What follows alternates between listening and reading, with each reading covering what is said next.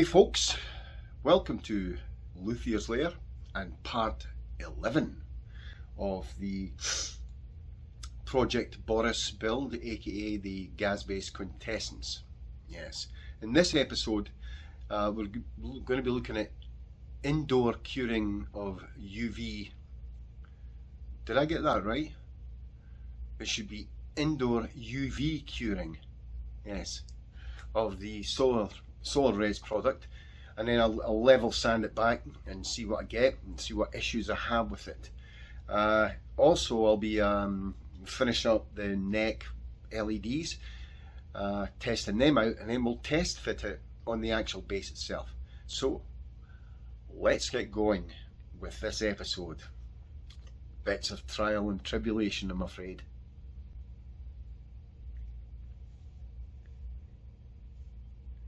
Oh look, it's the moon. Yeah, I invested in a 120 watt 385 nanometer blacklight panel here, ultraviolet light panel, so that I can cure inside if it's rainy outside, stuff like that. And I'll just pan the camera down a bit here so you can see, the only thing I'm not too happy about is the way that Solarez flows out. It leaves tiny little air bubbles, even on a very flat surface. I mean, they sand out, but then you put another coat on, bubbles form, you sand it down, another coat, bubbles form, you sand it down. And I think if they could improve the formula with regards to bubble formation, it would be a much better product to work with, easier certainly, and you wouldn't need to put so much coats on to keep covering the bubble marks that are left when you sand it flat again. So let's go and switch on the light here, and we'll give it 4 or 5 minutes underneath the ultraviolet light. They got polishing compound on there. Okay, here we go. Doesn't that look spooky? Don't worry, you're not getting direct ultraviolet light. Cool. Back in a jiffy. Okay, you can see here, that's it, been 5 minutes under the UV light, and it's completely cured. I'll just test sand a bit to see if it powders up. What about here? Now here, you can see, just like the sand, it should powder up white. There you go. Powders up white. So it is cured, but as you can see, it's kind of, I left it about 15 minutes, 20 minutes to flow out. And it didn't really flow out very well. That's the only gripe I have about it. Other than that, it's fine. But what I'm going to do, I've decided, I've done the front and polished it to about 1000 grit. You can see it's like a matte sheen, but you can still see little sparkles in there from the air bubbles. But what I'm going to do is I'm going to actually just lightly scuff sand this and then give it another coat. Just get all the knobbly bits sort of flat, and then give it another coat without taking it right down near the wood again, and see what it does. I can always sand it back if it doesn't work. So cool. Okay, so I had finished the front down to, I think it was 3000 grit. So I decided to get out the Norton liquid ice and use my buffer there to buff it a bit to see how it would come out. And as you can see, that's quite a high gloss shine right now, and that's just a first pass. It's a little duller here, you can see that, but and it's a little ripply still in places, but yeah, that's pretty cool. I do have a light that's a ring light there and a spotlight just to give contrast. So yeah, it shining up pretty good actually, and the spots that were in the finish from the air bubbles have gone, almost gone. Polishing will take that out. Right now it's buffing. I'm going to do a second pass with a finer foam pad, and then a third pass with my softest foam pad, and then we'll go and polish it and see what it's like, just to get an idea of how this stuff finishes. But you know, all the worries about air bubbles and stuff are really, you know, not really warranted. It would just speed the process up even more and require less coats if I had to, you know, if I didn't need to sand out air bubbles. There you go. Cool. Okie dokie. As you can see, the neck is now married to the fingerboard, and we just got to check out the LEDs still work now. Hopefully they do. Headstock's been polished somewhat. It still needs to have swirl marks and stuff removed, but you know, we'll do that as a final step. Let's just I'm going to get in your way here. Connect the battery. Yes, and things seem to be working. Yeah, so there you go. Shall we just switch out a light here a bit? Yeah, there you go. That's it. Okay, yeah, so 2-octave neck, rosewood fingerboard, and I run my hands. Sorry about the scar, by the way. I caught my hand on a drill bit like a numpty.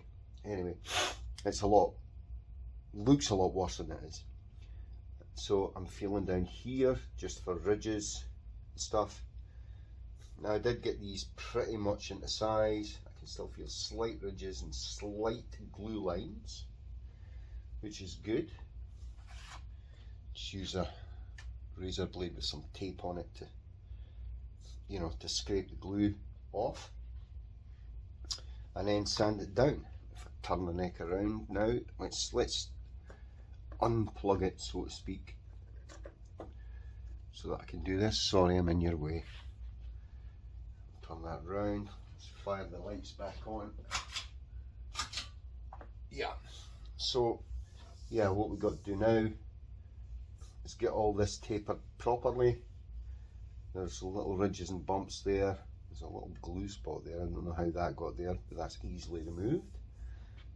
And you can see the headstock has been somewhat polished. You can see right there. Some swirl marks in there, but a final polishing compound go over that and it should be fine. And there's the front side of it. Pretty glossy as it is actually. So yeah, and the Q on the front as well. Yeah. So yeah, it's looking quite good. The fit, well, no longer fits. The reason for that is that the finish on the body has a slight lip in the neck pocket. You just sand that file it very carefully down, and this neck will snap right back in again. Yeah, so looking good. And we just got to be careful of these. You know, don't tug on them. What I usually do is, well, when I'm sanding I leave them free, but I'm very careful. When I put the neck away to work on something else, I will take this up and I will just painter's tape that to the fingerboard so that it just stays like that, so it's out of the way and can't get tugged on and stuff, because that's kind of delicate. When the neck's in the neck pocket, it doesn't matter, because the stress relief will be incorporated into the control cavity. Yes indeed, look at all this pigment I've got in my hands. Anyway, let's get cracking on figuring this neck, and once that is done I can start putting electronics into the body. Oh, getting close now. Okay, let's see what we got here. I've hopefully placed a battery in here, which is not its final position, of course. And we're going to try and test fit the neck here. All the glue lines are off, sanded to like 220 here. It'll be further sanded down. Let's see what we've got. Very gently.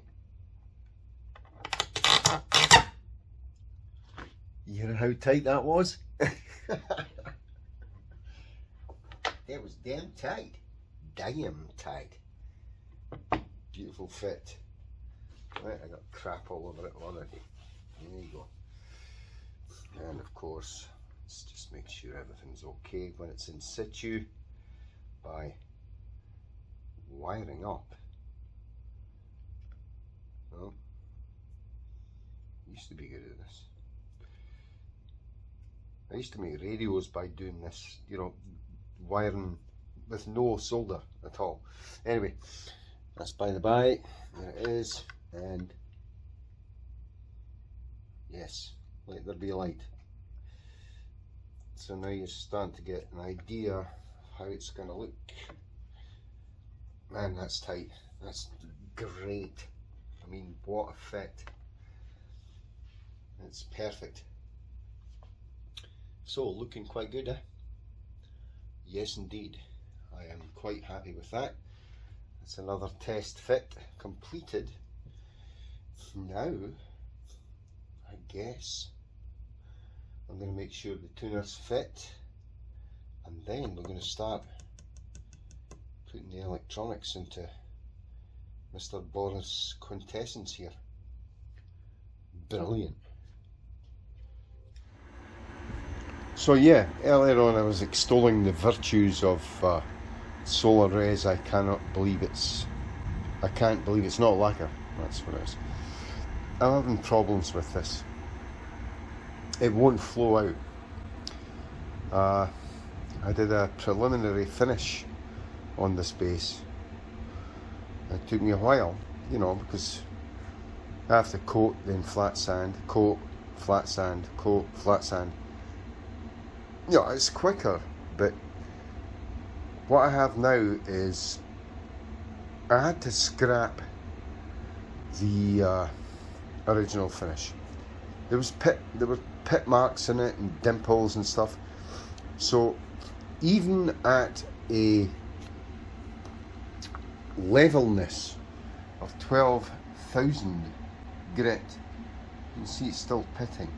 I just coated it, and I've let that sit for about 15 minutes to kind of flow out. It's not flowing out. You see that? Look at that pit there. See that pit? Yeah. Now, it seems to me that, you know, I've left one coat for about an hour to flow out. It didn't flow out. It seems to me that I'm going to have to put about 20 coats on this base. Now, by the time I'm finished with that, I'd been as well of buying a 2K polyurethane and using that, you know. So I'm not happy with this. I might reach out to the manufacturers to look at that. I mean, I put that on smooth as butter, and now it's separating. It's not congealing, it's not joining together, it's separating. That's very annoying, especially in a project like this. See that? I haven't cured it yet, so I'm going to go and cure this now, right? And this is the third thick coat I've put on since finishing it, and I put 5 coats on before. So yeah, I don't want to sand all the way through to the wood to get this smooth. That's stupid. I would go for a matte finish then, right? Absolutely crazy. See over here? Let's get down. See, look at that. I just brushed that out and it appeared again. Crazy. You can see it. I'm not happy at all with it. I even went and tried an acetone mix on a piece of scrap. It still cures, but I'm not convinced of its reliability or its durability. So let's go and cure this and we'll get back and see what it looks like. Okay? Not cool. Okay. I put 4 thick coats on top of a perfectly flat surface here. And this is after it curing. Now, is that a screw hole? It probably is. No, it's not. It's another dimple. Look at that dimple there. Right towards the right hand side there. It's like a crater on the moon. This stuff does not flow out. And I'm in a climate controlled location. And it is not flowing out. So I might have to scuff sand this down to 400 and put a 2K on it. I'm very, very disappointed in this. I don't know. I mean, look at that. It does not adhere to itself. It would rather, I think it may be a surface tension problem with the viscosity of the actual resin itself. But, I mean, we'll come out the magnifier and I'll show you. See, you can see it even without the magnifier. Right, look at that. That's not acceptable by any stretch of anyone's imagination. You try and flat sand that. How many coats am I going to put on? 20? And then there's a volcano that is only 1 coat thick. That's not a confidence builder. But I am going to flat sand it and see what I get. And I'm documenting all of this. Maybe just to help Solarez out, because I think the idea is fantastic. But, you know, the director of the company, look at that. The director of the company is a chemical engineer, so you better put that hat on. Look. That wasn't there. I brushed that in. You know, and this wood was sealed, grain sealed, and sanding sealed. You watched me do it. So, I don't know. Anyway, folks, I'm off to rethink the finish of this. Back soon. Cheers.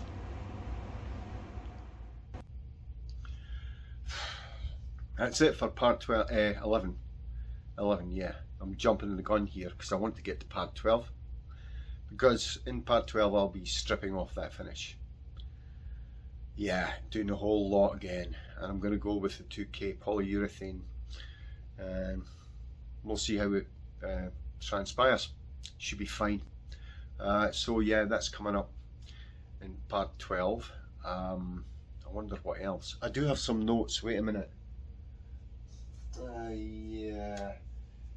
Yeah.